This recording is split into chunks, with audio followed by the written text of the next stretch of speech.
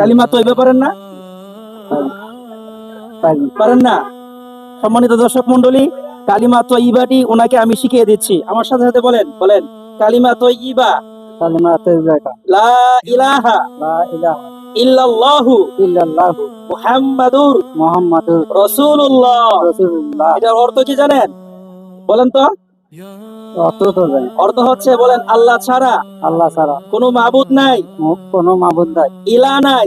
ইলাহ নাই। হযরত মুহাম্মদ হযরত মুহাম্মদ সাল্লাল্লাহু সাল্লাল্লাহু আলাইহি ওয়াসাল্লাম আলাইহি ওয়াসাল্লাম আল্লাহ তাআলার আল্লাহ তাআলা রাসূল। রাসূল।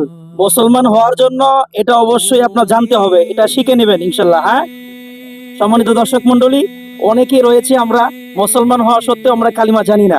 অবশ্যই এই ভিডিওটি বেশি বেশি শেয়ার করবেন যেন অন্য মুসলমান ভাই বোনদের কাছে পৌঁছে এবং যারা পারে না এর থেকে তারা শিক্ষা গ্রহণ করতে পারে।